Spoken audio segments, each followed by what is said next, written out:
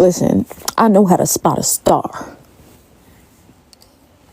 I know how to hear a hit song. Okay, so I need to talk about this because things are moving fast for Olandria right now, and I genuinely don't think people are keeping up with how big this is about to get. A well-known TV writer, and I'm talking about somebody who has worked on shows you have actually watched and loved, just publicly said that he is writing something specifically for Olandria. Not pitching her for a role, not suggesting her name for a casting call, writing something for her. There's a difference, and we're going to get into exactly who said it, what show credits he has, and why this might actually happen sooner than people think.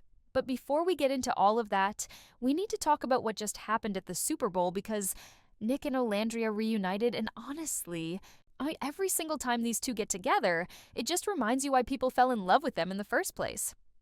My bartender. This is the Olandria special. That's a whole lot of juice. 3 shots with a whole lot of juice. Thank you. She's got the juice. Olandria bought fake tickets. Stop lying. I'm trying to get us a ticket. Hey, I got you our own suite. I got you our own suite. Visual note. Cut to Nick Olandria Super Bowl TikTok. So both Nick and Olandria were at the Super Bowl, and they made a TikTok together that was it was giving exactly what it needed to give. Now the caption on the video was so perfectly Nick because he wrote that he dresses down because Olandria is up. And I want to sit with that for a second because this man consistently every single time puts himself in the background so that she can shine. That is not something a lot of men do. I'm not even saying that to be negative about men in general. I'm just saying the reality is that a lot of guys, especially when their partner is getting this level of attention and this level of spotlight, like they start to feel some type of way about it. They want their moment. They want people to acknowledge them too. Nick does not operate like that at all. He genuinely seems happiest when the attention is on her and he's just standing next to her being proud. And people notice that. His entire family notices it too, because his mom commented on the TikTok and wished Olandria a good time. Back to Olandria. I told her, I said, girl, I loved you from the very beginning. I said, I loved you, and I clocked when Nick was into you before anybody else did. I said, yes, I did. Who remembers?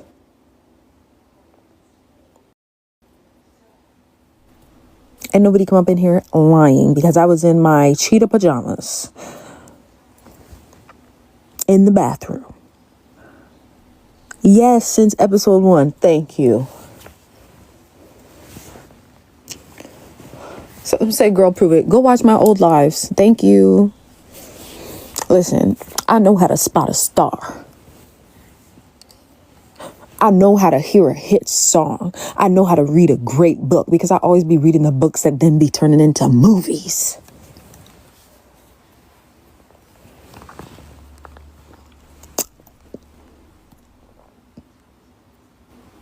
So is this a safe space? Because if it is, I just want to ask something.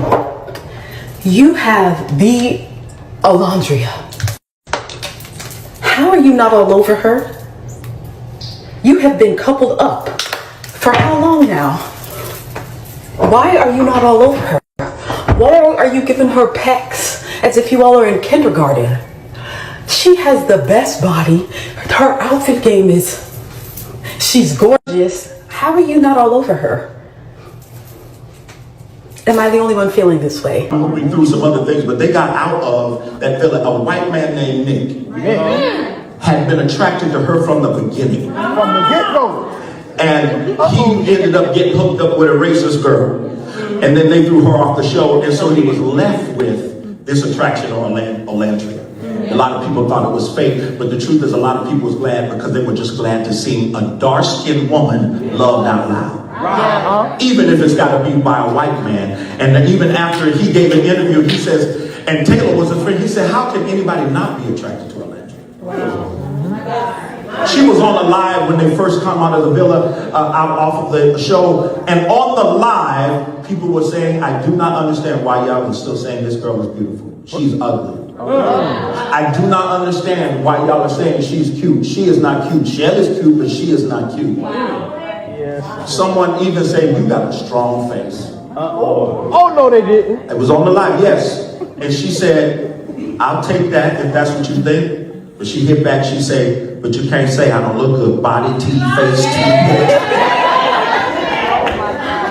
God bless that girl that even though they didn't win the show, God bless that girl, and she is now one of the, she in a few months had millions of dollars in brand deals. She just debuted as a fashion influencer at the Paris Couture Fashion Week. And ladies and gentlemen, every magazine she's on, everything she do, she is beautiful. But do you know why we don't think she's beautiful? Because she's dark skinned. I just want y'all to know that my bishop watched Love Island, and he picked Olandria. And our standards of He picked Olandria. I'm telling you, he did. like the light skin straight. Olandria, I love you. But the dark skin. That is the kind of family support that you cannot fake. When your boyfriend's mother is on social media cheering you on, that tells you everything you need to know about how that family feels about you. And let me tell you something about the Super Bowl trip that I think a lot of people kind of glossed over. Olandria thanked co-pilot for bringing her to her first Super Bowl. Now on the surface, that's a nice brand moment. Cool, a sponsored trip. But if you zoom out and look at the bigger picture of what is happening with Olandria and these brand relationships, it tells you something much more significant. Major brands are not just sending her products anymore. They are investing in experiences. They are flying her to high-profile events. They are putting her in rooms where she is going to be seen by the right people. And that matters because one of the biggest barriers to something like, say, a Met Gala invite is finding a brand that is willing to sponsor you and back you and say, yes, she's coming with us. Olandria is building those relationships right now, and she's building them fast. So when people ask, will she ever go to the Met Gala? I'm not going to say it's definitely happening next year, but I will say the groundwork is being laid whether people realize it or not. Now about the reunion itself, the good news for Nicolandria fans is that it looks like you all are going to be eating well for the next few days, because Nick has his NBA All-Star Celebrity Game coming up on the 13th, and he already confirmed that he's going to be with Olandria, so they are going to be together for a little while, and you know, that means more content, more TikToks, more moments that are going to end up all over your timeline. And honestly, every time they spend time together in person, the energy just hits different than the FaceTime calls and the long-distance stuff. You can see it. They are comfortable with each other in a way that really does just look like two people who genuinely enjoy being around each other. All right, now let me get into the big story because this is the one I've been wanting to talk about. Mike Goyo. Or, if that name doesn't ring a bell, his work definitely will. This man is one of the writers behind Ginny and Georgia. He also worked on Insecure, so we are not talking about somebody who writes web series or short films and is trying to break in. This is somebody who has written for shows that have been on Netflix, that have been on HBO, that millions of people have watched. And this man publicly came out and said, and I'm going to read you exactly what he wrote. He said, I'm going to write something for this woman, and she will act in it, and it will be a hit. He said, speaking it. As in speaking it into existence. As in, this is not a maybe, this is a plan. Now, I do want to be fair here. This is probably not greenlit yet. A writer saying, I'm going to create something, is not the same as a network saying we've ordered a pilot. There is a whole process between a writer having a vision and that vision actually ending up on your screen. But here's why I think there is a real chance this actually happens. First of all, Olandria has said multiple times that acting is something she wants to pursue. This is not somebody else's dream for her. She has stated publicly that she is interested in getting into acting, and she wants to take it seriously. And we know she takes things seriously because we have watched her do it in real time. Second, and this is the part that I think a lot of people forget, Olandria recently signed with one of the biggest talent agencies in Hollywood. When you sign with a major agency like that, their entire job is to get you opportunities across mainstream media, television, film, commercials, everything. So she already has the infrastructure in place. She has the team, she has the representation, If a project like what Mike Goyo is describing comes along, she has people whose literal job it is to make that happen for her. And third, let's talk about her track record, because this woman has shown over and over again that when she commits to something, she puts in the work to get better at it. I remember when she first walked New York Fashion Week. And I love Olandria, you all know I do, but I'm going to keep it real with you. That first walk was not her strongest moment. It wasn't bad, but it wasn't the kind of walk that makes people stop and say, oh, she's a natural. But then, just recently during Paris Fashion Week, the Paris Couture Fashion Week at that, you could see a completely different person on that runway. The confidence, like the posture, the pacing, all of it was refined. She clearly took the time between those two shows to study and practice and perfect her walk. And she did. So when she says she's going to take acting classes, I believe her. And more importantly, I believe that she's going to actually put in the effort to become good at it. Because we've already seen her do exactly that with modeling. She identified what she needed to improve, she worked on it, and she came back better. That is the kind of person who succeeds in acting, because acting is a craft and it rewards people who are willing to be students of it. But it's not just the work ethic and the agency representation that makes me think acting could happen for Olandria. She's also building real connections in that world. And I don't mean she took a photo with a celebrity at a party one time. I mean actual relationships with people who are in the industry and who are publicly supporting her. A few months ago, Gabrielle Union, and that is Gabrielle Union, wrote this long public piece about Olandria talking about how much she adores her. Gabrielle Union has been in Hollywood for decades. She knows what it takes, she knows who has it and who doesn't. And for her to take the time to publicly champion Olandria like that is not something she does for everybody. That kind of endorsement carries weight in the industry because when casting directors and producers see that established actors are vouching for somebody, it makes them pay attention. And then there's Chloe Bailey. Now, Chloe has been one of the biggest celebrity supporters of Nicolandria from the beginning. She has been vocal about it. She's been consistent about it. And recently, she and Olandria actually met for the first time in person, and Chloe had a lot to say about it. Did you hear what she said? She said you can always spot a star from the beginning, and that Olandria is a star. And she wasn't just saying that to be polite. You could tell by the way she was talking about it that she genuinely means it. She said she clocked when Nick was into Olandria before anyone else did. She said she was watching from episode 1, and she told people to go watch her old lives if they don't believe her. That's not somebody performing support for a camera. That's somebody who was genuinely invested in watching this woman's story unfold from the very beginning. And Chloe Bailey is not just a singer, she is also an actress. She's been in films, she's been in shows.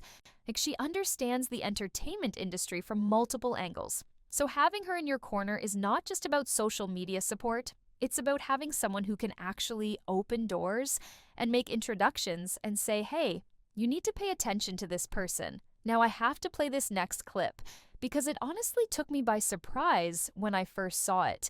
We're used to seeing fans support Nicolandria online. We're used to seeing comments and tweets and edits. But a pastor, an actual pastor, in an actual church, preaching about Nicolandria from the pulpit, that is a different level. Now you all heard what he said, and honestly, the part that really hit was when he talked about why people initially didn't want to accept that Olandria was beautiful. He brought up the colorism. He said it directly. He said the reason some people couldn't see it was because she's dark-skinned. And he's right. When Olandria and Nick first came out of the villa, she was on a live, and people were in the comments saying the most disrespectful things. Saying she wasn't cute, saying they didn't understand the hype. Somebody even told her she had a strong face, which, what does that even mean? And Olandria handled it with so much grace. She said she would take the compliment if that's how they saw it, but then she came back and said, you cannot say I don't look good. And she's right. You absolutely cannot. And now look at where she is. Millions of dollars in brand deals, walking Paris Couture Fashion Week, on the cover of magazines. Every event she shows up to, she is the one people are talking about. Juan, the same woman that people tried to tear down for her skin color, is now the woman that brands are fighting to work with. And TV writers are saying they want to build shows around. If that doesn't tell you everything you need to know about where God is taking this woman, I don't know what will. And I think that's what makes the Nicolandria story resonate so deeply with people. It's not just a cute couple from a reality show. It's watching a dark-skinned Black woman be loved out loud, be supported publicly, be celebrated for exactly who she is, and then watching her take all of that love and turn it into an actual career that goes way beyond reality TV. She's not coasting on the fame from Love Island. She is building something real. Nick is building something real. Their relationship, from everything we can see, is real. And people can feel that. That's why a pastor is preaching about them in church. That's why Chloe Bailey was watching from episode 1. That's why a TV writer with credits on Insecure and Ginny and Georgia is publicly saying he wants to create a project specifically for her. Because when something is authentic, people gravitate toward it. So, what's next? We've got the NBA All-Star Celebrity Game coming up, where Nick and Olandria are going to be together. We've got the acting conversation that's clearly just getting started. We've got the brand relationships continuing to grow. And if Mike Agoyo actually follows through on what he said, and I think he will, we could be watching the beginning of Olandria's acting career play out in real time. And honestly, after everything we've seen from her, after the growth, the work ethic, the connections, the support system she has around her, I would not bet against her. Now, I want to hear from you all. Do you think Olandria would be good in a scripted TV role? What kind of show do you see her in?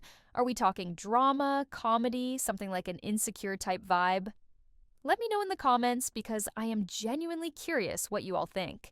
And if you haven't subscribed yet, go ahead and do that because the way things are moving for Nicolandria right now, there's going to be a lot to talk about and you don't want to miss any of it. I will see you in the next one.